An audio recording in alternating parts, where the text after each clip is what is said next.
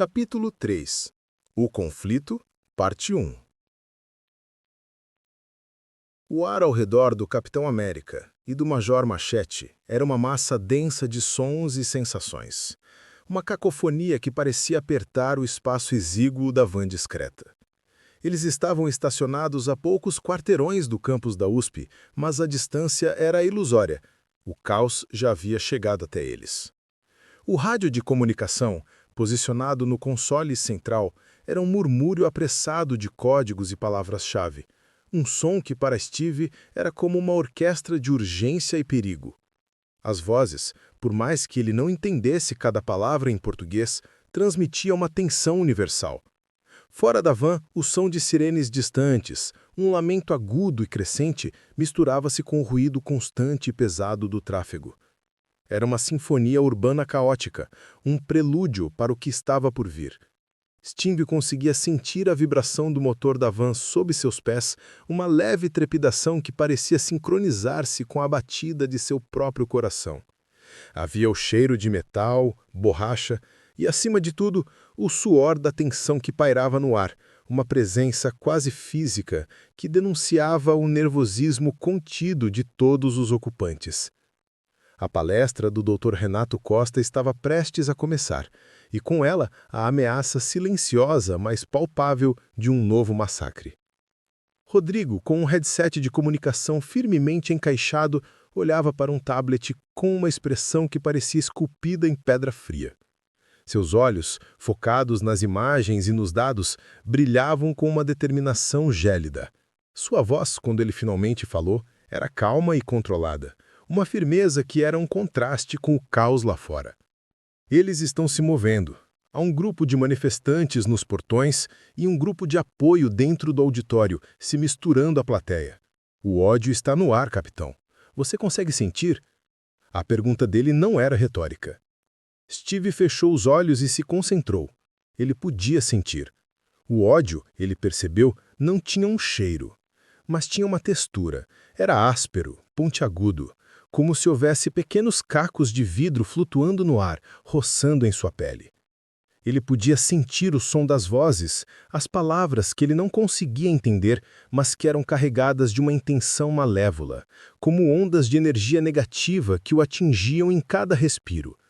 O ódio não era apenas uma emoção, era uma arma, e ele podia senti-la sendo carregada. A munição invisível sendo colocada no tambor, pronta para atirar e explodir. Era uma sensação nauseante a de saber que a violência iminente era produto da mente humana. Não podemos esperar, disse Steve, sua voz baixa, mas carregada de uma urgência que superava a sua calma usual. A paciência não era uma opção. Machete assentiu, seus olhos encontrando os de Steve no retrovisor interno da van. A van se moveu, misturando-se com o tráfego pesado de São Paulo. A cada metro que eles avançavam, a atmosfera ficava mais tensa. O som dos carros, as buzinas agressivas, o som dos gritos que já podiam ser ouvidos à distância e o som das sirenes se misturavam em uma cacofonia que parecia estar à beira de explodir.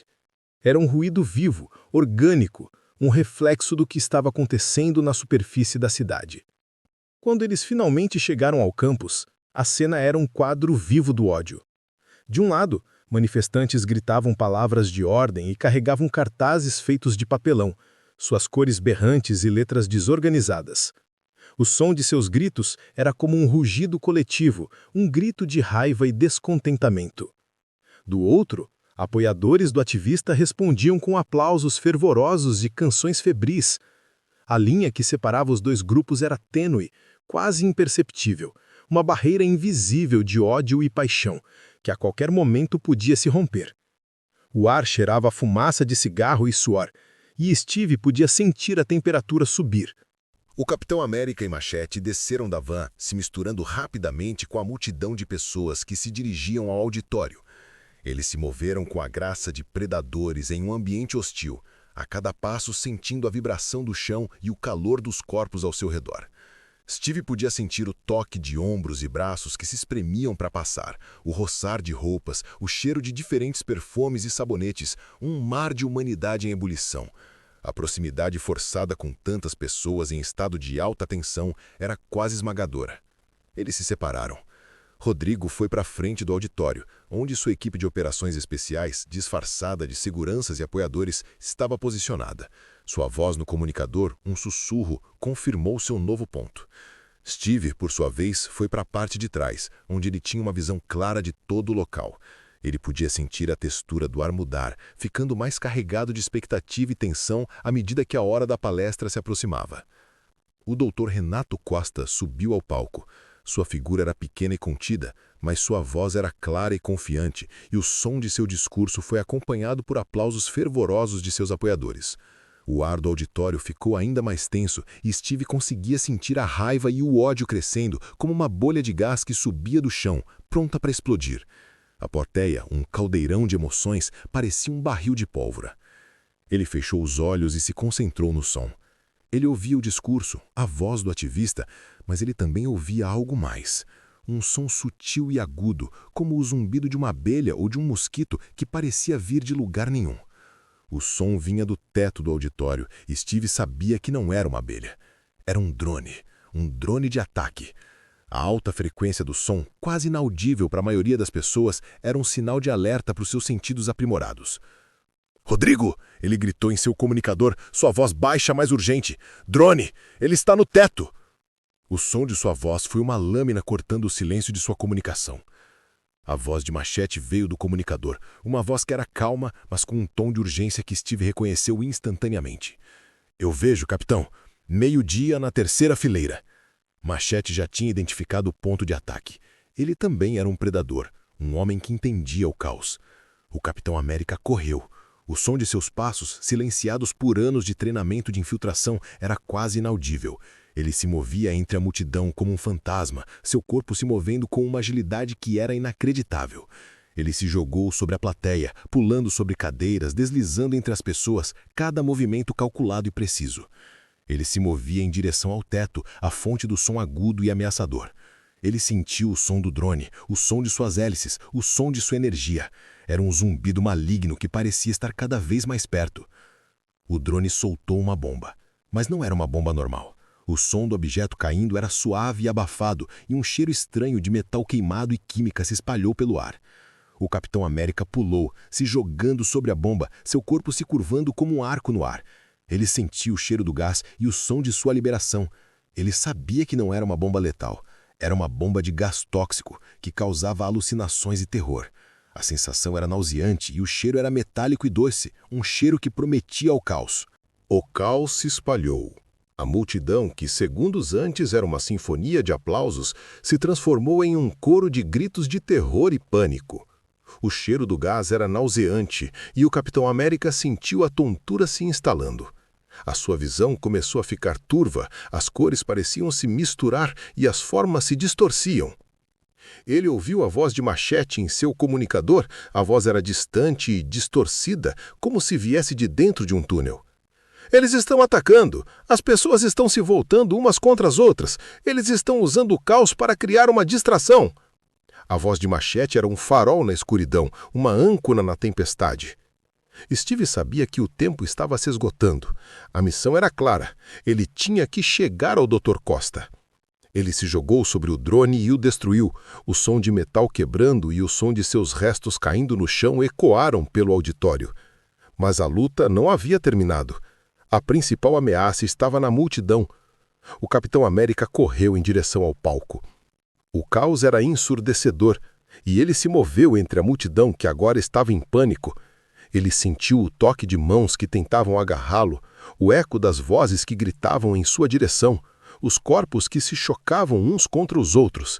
Ele se moveu com a velocidade de um relâmpago, seu corpo se movendo como uma sombra, desviando de pessoas, saltando sobre obstáculos improvisados. Ele chegou ao palco e viu o Dr. Costa. Ele estava desorientado, seus olhos grandes e aterrorizados, suas mãos cobrindo o rosto. O gás já havia feito seu efeito. Steve o agarrou. O som de sua voz era urgente e firme. "Eles estão aqui! Precisamos ir!" Ele o puxou para o lado, o corpo do ativista sendo arrastado como um boneco de pano. O Capitão América e o Dr. Costa fugiram do auditório. As sirenes e os gritos eram um lembrete de que o caos ainda estava lá, uma presença que se estendia além das paredes do auditório. Eles correram em direção à rua, onde a van de Machete estava esperando. Mas a rua era um campo de batalha. Manifestantes e apoiadores estavam se enfrentando, seus gritos e seus punhos se chocando eram uma sinfonia de violência. Era impossível passar por ali. Steve olhou para Machete, a voz dele era uma súplica. "Rodrigo, eu preciso de uma rota de fuga. Onde podemos ir?" A voz de Machete era calma e controlada, mesmo em meio ao caos. "Os túneis. Tem um túnel de serviço que leva ao metrô. É a única rota de fuga que temos. Eu vou criar uma distração." Steve assentiu. O som das sirenes e o som dos gritos eram uma lembrança constante do que estava em jogo. Ele se virou e correu em direção ao túnel. Os seus passos e os passos do Dr. Costa eram um eco no ar. Eles estavam fugindo do caos, mas eles sabiam que o atirador ou fantasma estava em algum lugar esperando por eles.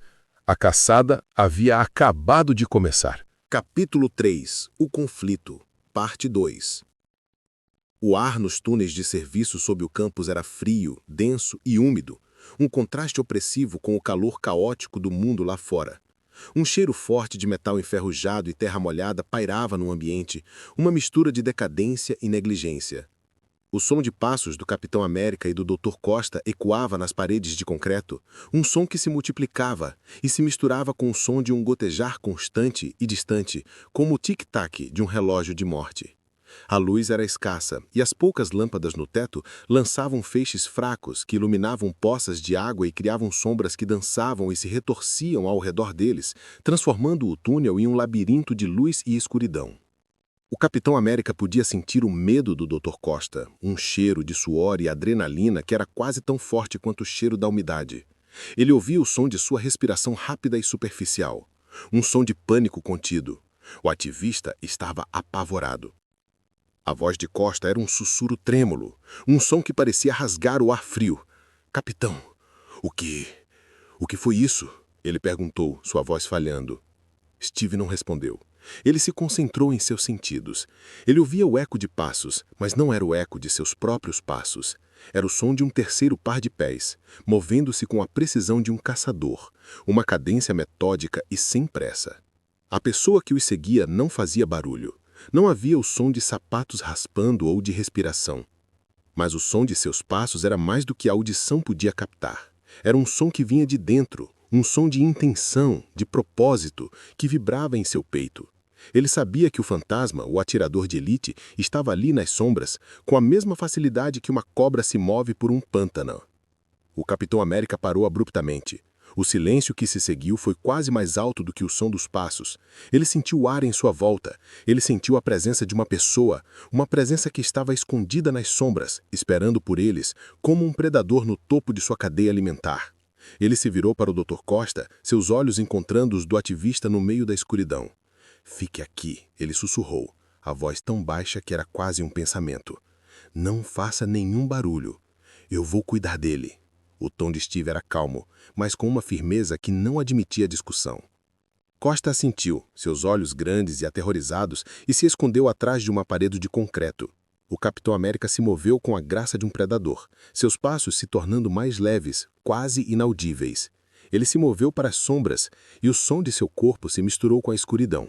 O silêncio era a única coisa que os guiava. O som dos corações batendo e o som da respiração do Dr. Costa eram os únicos ruídos audíveis no túnel. E então, o som de um movimento. Uma sombra se moveu.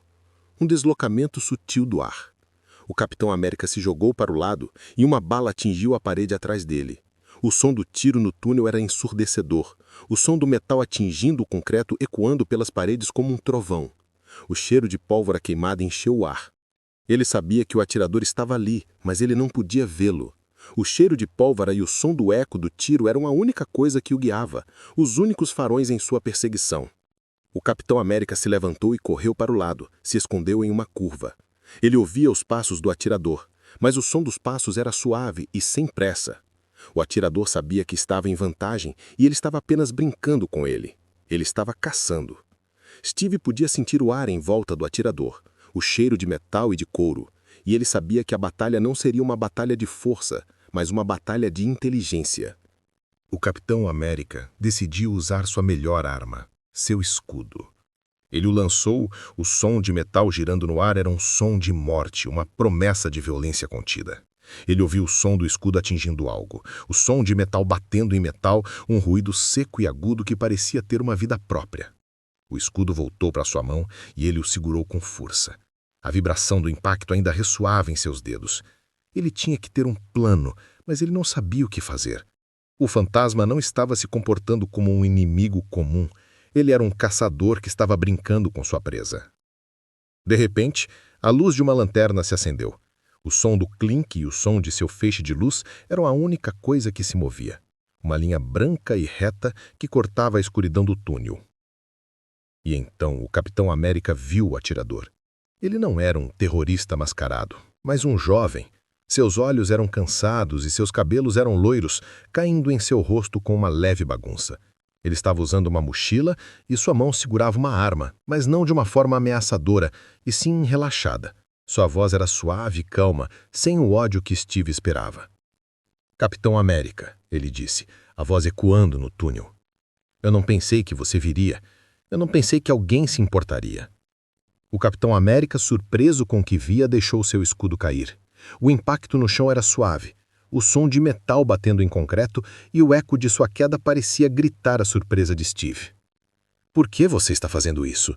A voz de Steve era um murmúrio, a pergunta saindo sem que ele se desse conta. O jovem, que se apresentou como Alexandre, sentou-se no chão. Ele deixou sua arma cair no chão, sua queda era um som de rendição, um ruído seco e abafado que soava como o fim de uma batalha. Ele parecia exausto.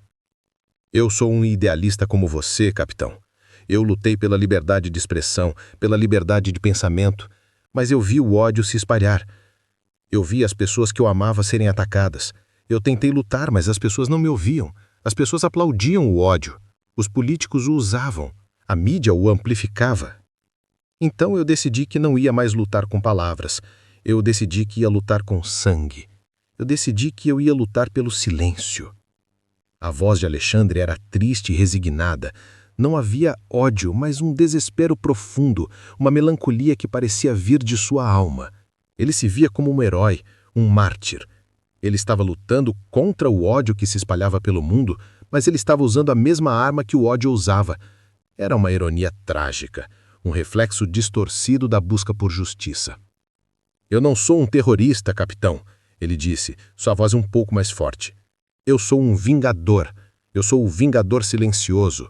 Eu luto contra o barulho. Eu luto contra a raiva. Eu luto contra o ódio. E eu não sou o único. Há milhares de pessoas como eu. Eles nos chamam de os vigilantes da verdade. Nós somos a única coisa que pode pará-los. Nós somos a única coisa que pode trazer a paz. O peso das palavras preencheu o túnel. O Capitão América se sentou, o chão frio e úmido sob seus joelhos. Ele se sentiu derrotado. Ele lutava contra o mal, mas ele estava lutando contra um jovem que acreditava que estava lutando pelo bem. Ele sentiu o peso da situação. O fantasma não era um inimigo, mas um reflexo da sociedade. Ele era a consequência do ódio que se espalhava, o resultado de uma sociedade que havia se perdido em sua própria raiva. A luz de uma lanterna de mão se acendeu atrás deles e Machete entrou no túnel. Seus passos eram rápidos e precisos. Ele viu o Capitão América e o jovem. Ele se aproximou e olhou para o jovem, a luz da lanterna revelando a expressão séria de seu rosto. Alexandre, você está preso. A voz de Machete era fria, sem emoção, um contraste gritante com a conversa que eles acabavam de ter. Ele era a lei, a ordem que Alexandre e os vigilantes diziam lutar para defender. Alexandre se levantou, seus olhos cheios de tristeza. Eu sei, ele disse, a voz resignada. O som de sua rendição era a última coisa que se ouviu nos túneis, e a escuridão e o silêncio se espalharam novamente. Mas a conversa que se teve no túnel, aquela conversa sobre ódio e justiça, permaneceu. Epílogo. Depois de passado o caos, a urgência, os gritos e a fumaça, o Capitão América e o Major Machete se encontravam em um mirante isolado, longe do burburinho da cidade. Eles estavam sobre um afloramento rochoso na Serra da Cantareira, observando a vasta metrópole de São Paulo. Era um cenário de paz artificial, um oásis de silêncio após a tempestade. O vento era o único ruído, um sussurro suave que roçava em seus rostos e parecia querer levar embora o peso dos acontecimentos recentes. Steve sentiu o ar fresco e puro em seus pulmões, uma lufada de alívio que contrastava com o cheiro de suor, pólvora e pânico que ainda parecia impregnar suas roupas. Havia o cheiro de terra molhada vindo das árvores e da vegetação ao redor, um aroma que prometia renovação, mas que para Steve apenas acentuava a melancolia de sua alma. Ele sentiu o peso da situação. A vitória era amarga. A captura de Alexandre, o fantasma, não parecia uma vitória. Parecia apenas o fim de um capítulo, mas não do livro. A cena do jovem, com os olhos tristes e cheios de convicção, ainda se repetia em sua mente. Ele não era um monstro, mas um homem quebrado pelo ódio, que havia encontrado uma forma distorcida de lutar por seus ideais. Isso era o que mais assustava. Um inimigo que não podia ser derrotado com força bruta, mas sim com uma conversa. Uma conversa que ele não tinha mais o tempo de ter. Steve, em pé, os braços cruzados sobre o peito, observou a imensidão de luzes que se estendia diante deles. "Nós o pegamos", ele disse. Sua voz baixa e rouca, um som que parecia se misturar com o vento. Não havia triunfo em sua voz, apenas cansaço. A frase era uma constatação, não uma celebração. Machete, ao seu lado, permaneceu em silêncio por um momento, as mãos nos bolsos da calça, seu olhar fixo na cidade. A sua postura era de alguém que já havia visto este cenário muitas vezes antes. "Sim", ele respondeu, com voz carregada de uma resignação que vinha de anos de experiência, de uma vida dedicada a combater o crime e o caos. "Mas o ódio ainda está lá. Alexandre é apenas a consequência, não a causa. Ele é um sintoma, não a doença. A guerra continua." Steve olhou para a cidade. As luzes pareciam estrelas no céu escuro. Cada uma delas um lar, uma vida, uma história. Ele sabia que a luta contra o ódio não tinha fim. A luta contra o ódio era uma luta constante. Uma luta que ele tinha que lutar todos os dias. Uma luta que, para ele, não era sobre vilões gerais, mas sim sobre a própria essência da humanidade. A sua missão, ele percebeu, não era apenas lutar contra o mal, mas lutar pelo bem que havia dentro das pessoas. Machete suspirou, um som pesado que se perdeu no vento.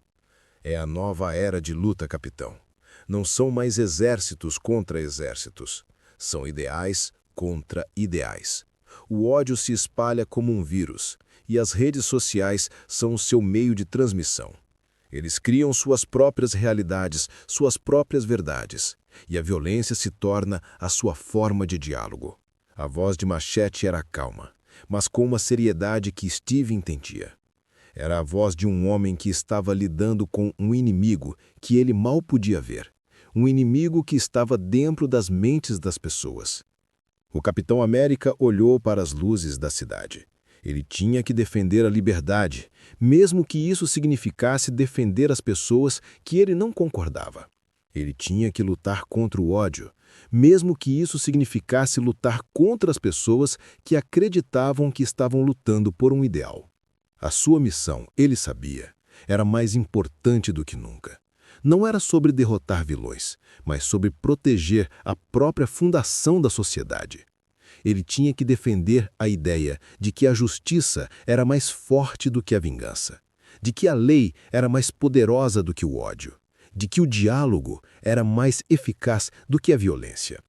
Ele se virou para Machete, seus olhos refletindo as luzes da cidade. O que faremos agora? A pergunta não era apenas sobre o fantasma, mas sobre o futuro. Era um questionamento sobre o que eles fariam para combater a ideologia que havia criado Alexandre e os vigilantes da verdade. Machete colocou uma mão no ombro de Steve. A mão era pesada, mas o toque era de apoio e compreensão. "Nós vamos fazer o que sempre fizemos. Nós vamos continuar a lutar. Nós vamos continuar a defender a lei e a ordem. E nós vamos continuar a defender o que é certo. A voz de Machete era um eco de determinação. Ele não estava lutando contra um único homem, mas contra uma ideologia. E ele estava pronto para continuar. Reflexão. A história do Capitão América e do Major Machete nos força a olhar para um espelho, refletindo a dura realidade de uma sociedade fraturada. A morte de Thomas Miller não foi apenas um crime, mas um sintoma de uma doença mais profunda. O aplauso, a celebração e a criação de heróis a partir de atos de terror mostram o quão perto a sociedade moderna está de perder sua bússola moral. A luta do Capitão América neste arco não é contra um vilão com poderes fantásticos, mas contra a desumanização do outro, o perigoso ciclo de ódio que nos leva a justificar a violência em nome de uma causa. A verdadeira liberdade, como a história demonstra, não é a ausência de conflito, mas a capacidade de debater, discordar e, acima de tudo, respeitar a vida e a dignidade de quem pensa diferente. No fim, a vitória do Capitão América sobre o fantasma é agridoce. Ele pode ter detido o atirador e desmantelado a rede, mas a semente do ódio já foi plantada. O Vingador Silencioso não era apenas um criminoso, mas o produto de uma cultura que validou sua raiva. A reflexão final que a narrativa deixa é um chamado à ação. A luta por um mundo mais justo e livre não pode ser travada apenas por heróis com escudos e superpoderes. Ela começa com cada um de nós, na escolha diária de ouvir em vez de silenciar, de debater em vez de agredir, e de proteger a verdadeira liberdade para que o diálogo prevaleça sobre a violência antes que a sociedade perca o jogo para o ódio.